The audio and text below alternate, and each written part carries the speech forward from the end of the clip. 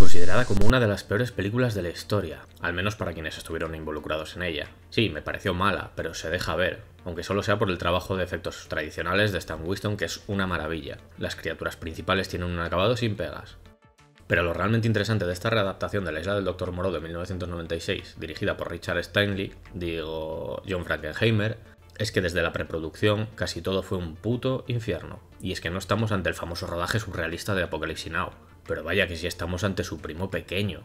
Al menos aquella locura bélica fue un éxito y es un clásico, pero esta reinvención del libro de H.G. Wells fue todo lo contrario, y toda la culpa la tiene Richard Stanley.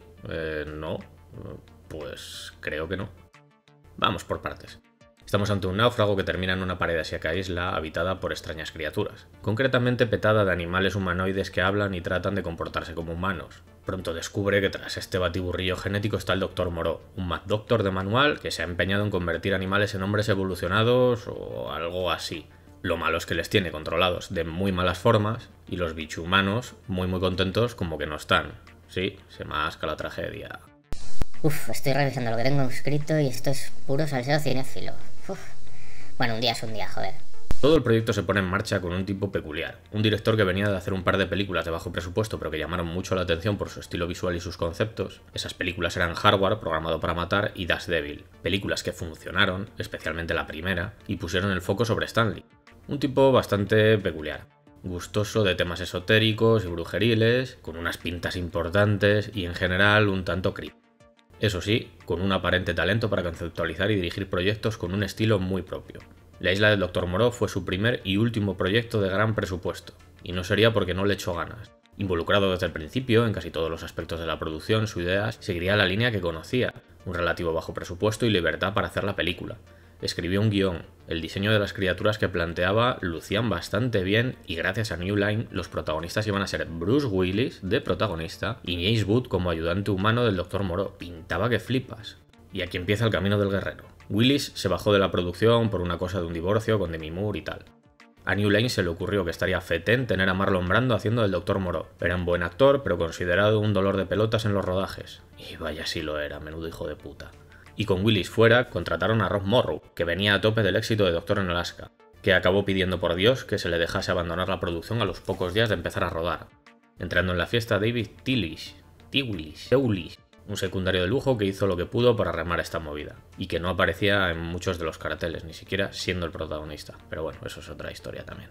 Pero antes de entrar a alguien le pareció estupendo contratar a Val Kilmer como protagonista. Un actor conocido por ser tremendo gilipollas en aquel momento, con un ego muy por encima de su talento y mal encarado profesional con directores, compañeros y técnicos, haciendo que el presupuesto siguiese subiendo y no poco.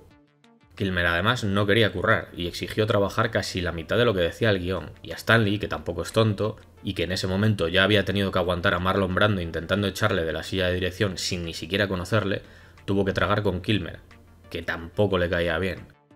Pero para compensar lo poco que Kilmer quería trabajar, consiguió cambiar su papel protagonista por el de ayudante humano del Doctor, quedando fuera, por suerte para él, James Woods. Y ahí es donde ya entró David Tewlis, bueno, ya sabéis quién es.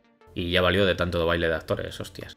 Con este bonito panorama empezó un rodaje petado de secundarios y extras caracterizados en medio de la jungla australiana. Y Brando, que acababa de perder a su hija, no aparece. Nadie sabe nada de él, algo que por otro lado no era raro, pero bueno, se le juntó con lo de la hija.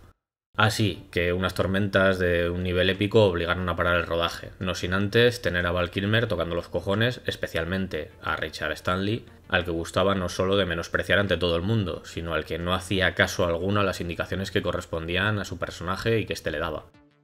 Total, que aprovechando el tormentón y el parón de rodaje, New Line despide a Richard Stanley. Angelito mío. Y por miedo a represalias por las pintas que me lleva, le prohibieron estar cerca del set de rodaje, lo que hacen las pintas. Y que te guste un poco la brujería, eso también ayuda bastante. Por esas dos cocinas ya te ponen un San Benito de tarao sin sentido ninguno, pero bueno. Con este tipo raro fuera de su propio proyecto, que llevaba ya mucho tiempo desarrollando, pintaba que los problemas se habían terminado y se retomaba, o más bien se reempezaba el rodaje. En New Line ya empezaban a oler el éxito y los bolquetes de dinero llegando. Spoiler, que bueno, no es spoiler ya, que han pasado más de 25 años. Esto no sucedió y el caos no hizo más que aumentar. Aparece en escena otro mal encarado de manual, John Frankenheimer, que con apenas una semana para poder ponerse al día y rodar, pasa olímpicamente del guión original. Faltaba el respeto sin ningún problema al equipo técnico, especialmente al equipo técnico australiano, al que odiaba por defecto, y que ya estaban bastante quemados con un Val Kilmer desatado que les tocaba las narices en sesión continua al punto de molestarles físicamente mientras rodaban. Y Brando decide aparecer y... ¡ay mamita, si apareció! Vamos a ver. A Brando se la sudaba la peli, el guión y el personaje. De hecho, se presentó con la facha que veis, y como era Brando, aunque nadie entendía nada, tiraron pa'lante y no le dijeron absolutamente nada. Cambiaba lo que le venía en gana y no aportaba más que majaderías a cada cual más loca. Bueno, si eran majaderías, obviamente, pues... De hecho, habían contratado al hombre más pequeño del mundo como figurante y decidió que debía salir en todas las escenas donde estuviese el Dr. Moreau. El concepto de mini-yo os sonará, pues viene de aquí. Y este personaje, que ni siquiera valora inglés y mucho menos era actor, pasó a tener presencia, reduciendo así considerablemente el papel del otro ayudante del Dr. Moreau, el ayudante animalesco, y jodiendo al actor que lo interpretaba, solo por los jajas. Por si fuese poco, el enanete se hizo fuerte al estar al amparo de Brando y se comportaba tan mal como este con el equipo y con el reparto.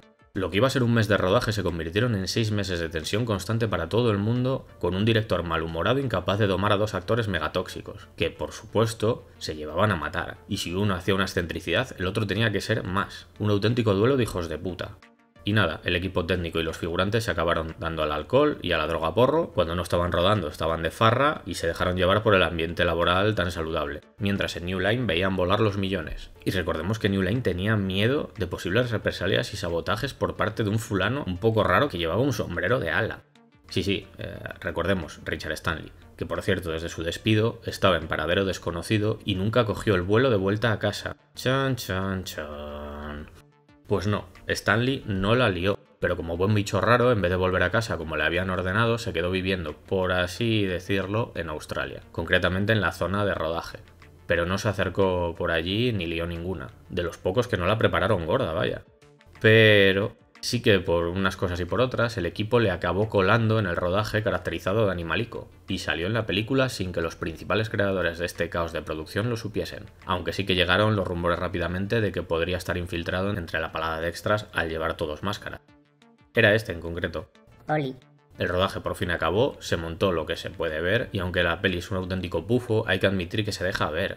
El guión no sorprende y nada tiene que ver con la versión más oscura planteada por Stanley, pero como decía, la caracterización del equipo de Stan Winston y sabiendo cómo fue el rodaje, sinceramente, la veo hasta mejor de lo que es. Echadle un ojo. Ah, por cierto, Richard Stanley volvió a la dirección hace poco con una de las pocas adaptaciones de H.P. Lovecraft que más o menos pueden ser consideradas respetuosas a la hora de plasmar a un autor tan sumamente complicado. Hablo de Color of Outer Space, así que sí, Stanley, pese a quedar traumado con esta experiencia donde, digamos, le arrebataron a un hijo, tiene algo especial como director. Ah, y se cuenta, se rumorea, que John Frankenheimer expulsó del set a Val Kilmer en más de una ocasión. Ah, y que Val Kilmer, que estaba en todo lo alto en ese momento, y tras un par de años o 3, con una fama de actor incontrolable, venía de Batman Forever y por lo visto casi acaba a palos con Joel Schumacher, perdió mucho caché, visibilidad y proyectos. Eso sí, volvió a echar cabeza y ser un actor profesional en el set, tanto para directores como para compañeros. De lo malo rectificó el hombre, que igual le he dado mucho a hacer y tampoco es justo dejarlo así. Brando siguió siendo un gilipollas, eso sí.